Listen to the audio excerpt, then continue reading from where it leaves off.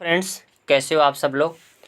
आज के सेशन में हम बात करेंगे भौतिक विज्ञान यानी फिजिक्स के, जो सीटेट के लिए मोस्ट इम्पॉर्टेंट सेशन होने वाला है। इसके पहले हमने एक मैराथन लिया है, करीब 1 घंटे 50 मिनट के आसपास है। उसमें सारे एनसीईआरटी बेस बायोलॉजी को हमने कंप्लीट किया और यह आज का सेशन एनसीईआरटी बेस भौतिक विज्ञान का होने वाला है। जो सीटेट में क्वेश्चन उठते वो एनसीईआरटी से ही उठते हैं, तो सेशन मोस्ट इम्पॉर्टेंट होने वाला है। चलते हैं, इसको देखते हैं। पहला टॉपिक है मापन। मापन का अर्थ है अज्ञात राशि की उसी प्रकार कुछ ज्ञात राशि से तुलना करना। इस ज्ञात निश्चित राशि को मात्रक कहते हैं। किसी माप के परिमाण को 2 भागों में व्यक्त किया जा सकता है। एक भाग संख्या है तथा दूसरी भाग ली गई माप का मात्रक होता है। किसी भी चीज़ को चेंज करने के लिए जैसे milli, centi, decimeter, deca, hecto, kilo, इसी आधार पर ज्ञात कर सकते हो। 1 मिलीमीटर में कितने सेंटीमीटर, 1 मीटर में कितने सेंटीमीटर, इस प्रकार से करना है। तो आप ये सभी लोग एक ट्रिक याद रखना, milli centi, decimeter, deca, hecto, kilo, ऐसे करके याद कर सकते हो। और यह एक बहुत बेस्ट ट्रिक है। हालांकि राइटिंग मेरी अच्छी नहीं है, वैसे आप सभी लोग लिख लेना milli, centi, decimeter, deca, hecto, kilo. यहाँ से किसी भी यूनिट को चेंज कर सकते हो। जैसे 1 मीटर में कितने सेंटीमीटर होते हैं, तो 100 सेंटीमीटर होते हैं। कुछ मात्रक को याद कर लेना। हालांकि मात्रक से क्वेश्चन नहीं आएगा। सीटेट में फैक्ट मतलब बहुविकल्पी प्रश्न नहीं होते, उसमें थोड़ा सा सोच पर आधारित होता है। तो ये सेशन जो है बिल्कुल ऐसे सरसरी निगाह से, बल्कि एक के बजाय 2 बार देख लेना। जहाँ से क्वेश्चन बनने वाली पॉइंट ज़्यादा रहेगी हम वहाँ पे बताएंगे। हालांकि मापन से एक बनेगा कि पहले किस प्रकार से मापन किया जाता है, इसका हमने डिटेल से एक मैथ पेडागोजी का चैप्टर है, वीडियो बनाया हूँ, वहाँ पे अच्छी तरह से समझाया गया है। तो उसको आप देख करके मापन को कंप्लीट कर सकते हैं। मापन के मानक मात्रक। वर्ष 1970 में फ्रांसीसियो ने मापन की एक मानक प्रणाली की रचना की, जिसे हम मीटरी पद्धति कहते हैं। देखो, अगर कहा जाए तो जो हम लोग उपयोग करते हैं मात्रक, थोड़ा सा दोस्तों इसको सही कर लूँ, ठीक है।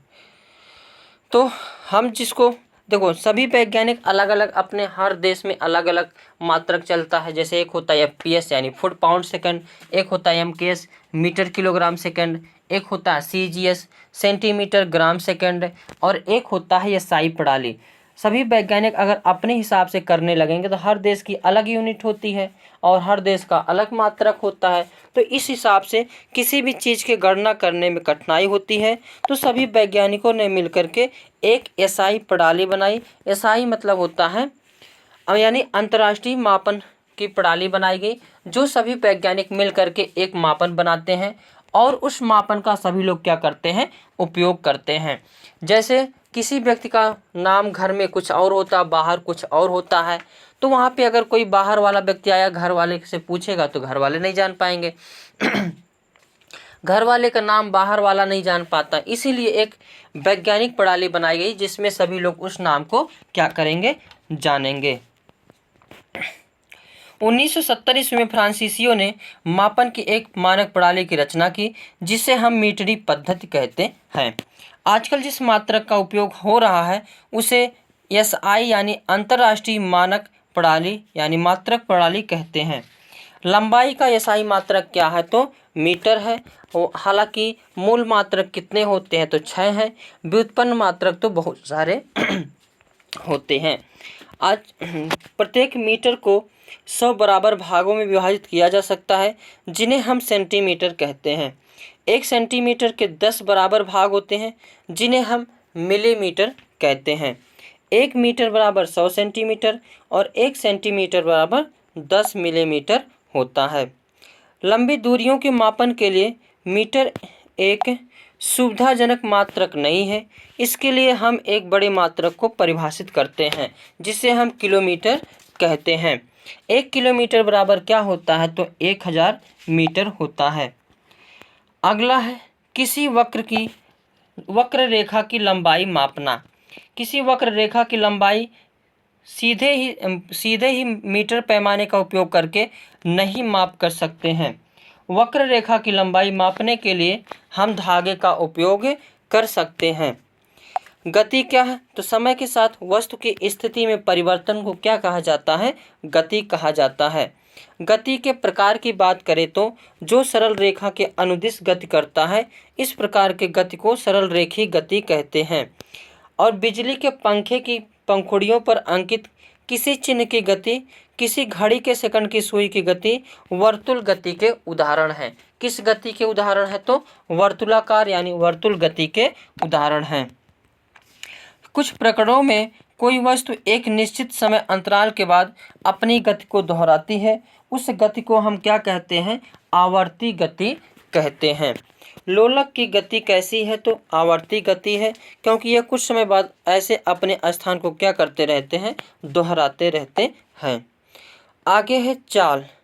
चाल क्या है, तो किसी वस्तु द्वारा एकांक समय में तय की गई दूरी को हम उस वस्तु की चाल कहते हैं। तय की गई कुल दूरी को के लिए कुल समय से विभाजित करके चाल प्राप्त करते हैं, यानी चाल बराबर होता है दूरी बट्टे समय। यदि सरल रेखा के अनुदिश गति करने वाली वस्तु की चाल परिवर्तित होती रहती है तो उसकी चाल असमान होगी। यदि परिवर्तित नहीं होती है तो उसकी समान चाल कैसी होगी, तो एक समान होगी। समय की माप क्या है, तो सरल लोलक एक दोलन पूरा करने में जितना समय लगता है उसे हम सरल लोलक का आवर्तकाल कहते हैं। आजकल अधिकांश घड़ियों में 1 या 2 सेलों वाले विद्युत परिपथ होते हैं। इन घड़ियों को क्वार्टज घड़ी कहते हैं। इनके द्वारा मापा गया समय पहले उपलब्ध घड़ियों द्वारा मापे गए समय से अधिक यथार्थ होता है। यथार्थ मतलब वास्तविक सही समय होता है। समय तथा चाल के मात्रक। समय का मूल मात्रक क्या है, तो सेकंड है, जबकि इसका प्रतीक SEC है। समय के बड़े मात्रक को मिनट तथा घंटा है। चाल का मूल मात्रक क्या है, तो मीटर प्रति सेकंड है। कुछ पहाड़ घड़ियाँ 1 सेकंड के 10 लाखवें भाग यहाँ तक कि 1 अरबवें भाग तक के समय का अंतराल माप सकती हैं। 1 माइक्रोसेकंड का 10 लाखवां भाग होता है। 1 नैनो सेकंड 1 अरबवां भाग होता है। इतने छोटे समय अंतरालों को जो घड़ियां मापती हैं उनका प्रयोग वैज्ञानिक अनुसंधानों के लिए किया जाता है। चाल बराबर यानी दूरी बराबर होता है चाल गुणे समय। छाया क्या है, तो छायाओं से हमें वस्तुओं की आकृति के बारे में कुछ जानकारी प्राप्त होती है। कभी कभी तो छाया हम सभी को वस्तु की आकृति के बारे में भ्रमित भी कर सकती है। हमें सूर्य को सीधे कदापि नहीं देखना चाहिए, ये हमारी आँखों के लिए अत्यंत हानिकारक होता है। प्रकाश में वस्तुओं को देखते हैं। जो वस्तुएं सूर्य की तरह स्वयं प्रकाश का उत्सर्जन करती हैं उसे हम दीप्त वस्तुएं कहते हैं। जैसे सूर्य हो गया, लाइट हो गया, डिभरी हो गई, बल्ब हो गया, ये सब क्या है, तो दीप्त वस्तुएं होते हैं। आगे है सूची छिद्र कैमरा। प्रकृति में एक रोचक सूची छिद्र या कैमरा है। कभी कभी हम ऐसे वृक्ष के नीचे से गुजरते हैं जिसमें ढेरों पत्तियां होती हैं, तब हमें उस पेड़ के नीचे सूर्य के प्रकाश के धब्बे दिखाई देते हैं। वास्तव में एक वृत्ताकार प्रतिबिंब सूर्य की सूची छिद्र प्रतिबिंब होते हैं। दर्पण तथा परावर्तन। आप दर्पण में अपने चेहरे को देखते हैं। जो आप देखते हैं वह दर्पण में आपके चेहरे का परावर्तन होता है। दर्पण अपने ऊपर पड़ने वाले प्रकाश की दिशा को क्या कर देता है, बदल देता है। प्रकाश सरल रेखा के अनुदिश गमन करता है, वह दर्पण से क्या होता है, परावर्तित होता है। एक दूसरे से किसी कोण पर रखे दर्पणों द्वारा अनेक प्रतिबिंबों के बनने की धारणा का उपयोग बहुमूर्तिदर्शी यानी कैलाइडोस्कोप के में भांति भांति के आकर्षक पैटर्न बनाने के लिए किया जाता है। आप स्वयं भी एक कैलाइडोस्कोप बना सकते हैं। क्या बना सकते हैं? कैलाइडोस्कोप बना सकते हैं। परावर्तन के नियम। दर्पण से टकराने के पश्चात प्रकाश किरण दूसरी दिशा में परावर्तित हो जाती है। किसी पृष्ठ पर पड़ने वाले प्रकाश किरण को आपतित किरण कहते हैं। इधर से जो प्रकाश पड़ती है उसे आपतित किरण, और जो इधर से निकल जाती है उसे परावर्तित किरण कहते हैं। और बीच में उसे क्या कहते हैं? अभिलंब कहते हैं। तो प्रकाश परावर्तित हो जाकर उसी दिशा में लौट जाती है, उसे हम कहते हैं प्रकाश का परावर्तन। प्रकाश किरण का अस्तित्व एक आदर्शीकरण होता है। वास्तव में हमें प्रकाश एक संकीर्ण किरण पुंज प्राप्त होता है जो अनेक किरणों से मिलकर बना होता है। सरलता के लिए हम प्रकाश के संकीर्ण किरण पुंज के लिए किरण शब्द का क्या करते हैं? प्रयोग करते हैं। आपतित किरण तथा अभिलंब के बीच बने कोण को आपतन कोण कहते हैं तथा परावर्तित किरण तथा अभिलंब के बीच बने कोण को परावर्तन कोण कहते हैं।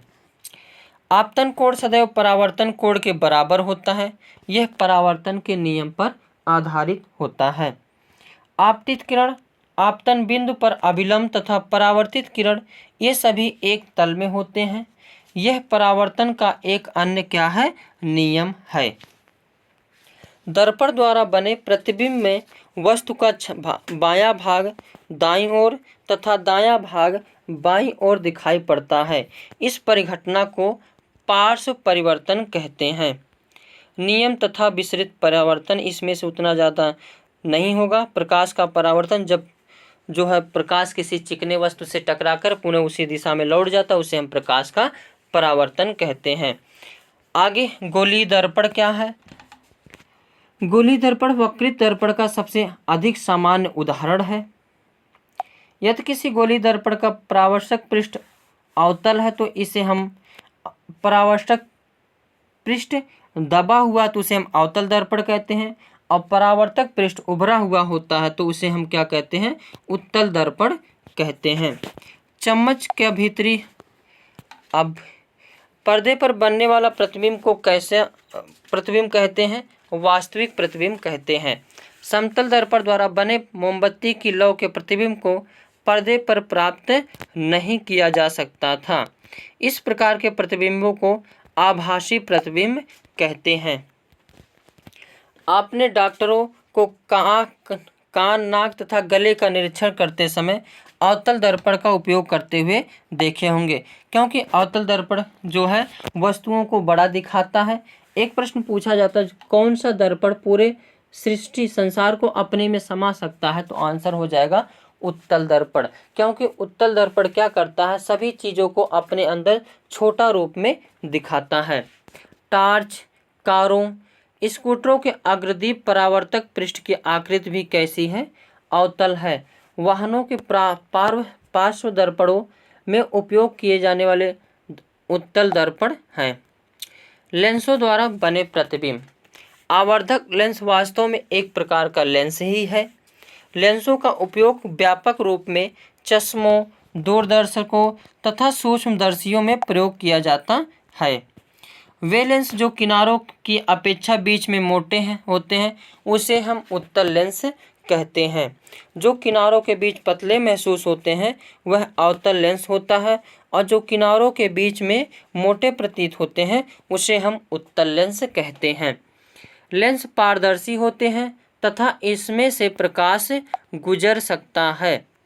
उत्तल लेंस उस पर पड़ने वाले आपतित प्रकाश को अभिसरित कर देता है, इसलिए इसे हम अभिसारी लेंस कहते हैं। इसके विपरीत अवतल लेंस आपतित प्रकाश को अपसरित यानी बाहर की ओर मोड़ता है, इसलिए इसे हम अपसारी लेंस कहते हैं। अवतल लेंस प्रकाश को बिखेरता है और उत्तल लेंस प्रकाश को समेटता है। अवतल लेंस द्वारा बने प्रतिबिंब सदैव आभासी, सीधा तथा बिंब के साइज के होते हैं। आगे देखते हैं नेत्र। नेत्र में कौन सा चीज़ दान किया जाता है? तो कॉर्निया दान किया जाता है। हमारे नेत्र की आकृति लगभग गोलाकार है और नेत्र का बाहरी आवरण कैसा होता है? तो सफ़ेद होता है। यह कठोर होता है ताकि यह नेत्र के आंतरिक भागों की दुर्घटनाओं से बचाव कर सके। इसके पारदर्शी अग्रभाग को कॉर्निया या स्वच्छ मंडल कहते हैं। कॉर्निया के पीछे हम एक गहरे रंग की पेशियों की संरचना पाते हैं जिसे हम परितारिका या आइरिस कहते हैं। आइरिस में एक छोटा सा द्वार होता है जिसे पुतली कहते हैं। पुतली के साइज को परितारिका से नियंत्रित किया जाता है। परितारिका नेत्र का वह भाग है जो इसका विशिष्ट रंग प्रदान करती है। परितारिका नेत्र में प्रवेश करने वाले प्रकाश की मात्रा को नियंत्रित करती है। लेंस प्रकाश को आँख के पीछे एक परत पर फोकसित करता है और इस परत को रेटिना यानी दृष्टिपटल कहते हैं। रेटिना अनेक तंत्रिका कोशिकाओं से बना होता है। तंत्रिका कोशिकाओं द्वारा अनुभव की गई संवेदनाओं को दृक् तंत्रिकाओं द्वारा मस्तिष्क तक पहुंचाया जा सकता है। तंत्रिका कोशिकाएं दो प्रकार की होती हैं, एक शंकुकार, एक शलाकाएं। जो तीव्र प्रकाश के लिए सुग्राहित होती हैं वह शंकुआकार होती हैं और जो मंद प्रकाश के लिए सुग्राही होती हैं उसे शलाकाएं कहते हैं। सामान्य नेत्र द्वारा पढ़ने के लिए सर्वाधिक सबसे अस्पष्ट वस्तु को देखने के लिए न्यूनतम दूरी कितना होना चाहिए तो 25 सेंटीमीटर। कभी कभी विशेष रूप से वृद्धावस्था में नेत्र दृष्टि धुंधली हो जाती है। यह नेत्र लेंस के धुंधला हो जाने के कारण ऐसा होने को कहा जाता है कि नेत्र में मोतियाबिंद विकसित हो रहा है। इसके कारण दृष्टि क्या हो जाती है तो कमजोर हो जाती है। आगे देखते हैं इंद्रधनुष। इंद्रधनुष दो प्रकार से बनता है, एक प्राथमिक, एक द्वितीयक। प्राथमिक में सबसे ऊपर लाल रंग होते हैं, द्वितीयक में लाल रंग कहीं बीच में हो सकते हैं। और इंद्रधनुष में पहला तो लाल रंग होता है, अंतिम बैगनी होता है और बीच में हरा रंग होता है। इस चीज़ को याद रखना। इसका ट्रिक है बैनी आह पीनाला। आप इंद्रधनुष तभी देख सकते हैं जब आपकी पीठ सूर्य की ओर हो। और जो इंद्रधनुष बनता है तो अपवर्तन, परावर्तन और आपतित किरण के से इंद्रधनुष का निर्माण होता है। प्रिज्म सूर्य के प्रकाश की एक किरण पुंज को 7 वर्णी में क्या करता है, विभक्त कर देता है। आगे देखते हैं विद्युत सेल। विद्युत सेल क्या करता है तो रासायनिक ऊर्जा को किस में बदलता है, विद्युत ऊर्जा में बदलता है। और इसका प्रयोग हम घड़ी, रेडियो, कैमरा, अन्य चीज़ों में करते हैं। विद्युत सेल के ऊपर धन और ऋण यानी 2 आवेश होते हैं और विद्युत सेल जो है प्लस आवेश और माइनस आवेश होता है। प्रकाश उत्सर्जित करने वाले पतले तार को बल्ब तंतु से जोड़ कहते हैं। यह तंतु मोटे तारों के बीच लगा होता है। विद्युत परिपथ। विद्युत सेल के एक टर्मिनल को तार द्वारा बल्ब से होते हुए विद्युत सेल के दूसरे टर्मिनल से जोड़ा जाता है।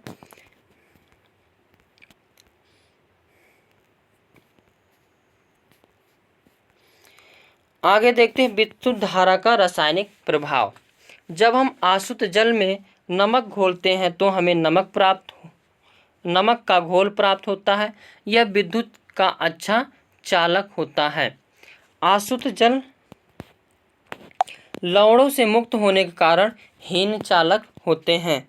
विद्युत धारा द्वारा किसी पदार्थ के वांछित धातु की परत निक्षेपित करने की प्रक्रिया को विद्युत लेपन कहते हैं। यह विद्युत धारा के रासायनिक प्रभाव को एक सर्वाधिक सामान्य उपयोग है। विद्युत धारा का चुंबकीय प्रभाव। जब किसी तार को विद्युत धारा प्रवाहित की जाती है तो वह चुंबक की भांति व्यवहार करता है। इसे विद्युत धारा का चुंबकीय प्रभाव कहते हैं। वास्तव में विद्युत धारा का उपयोग चुंबकों के निर्माण में किया जाता है।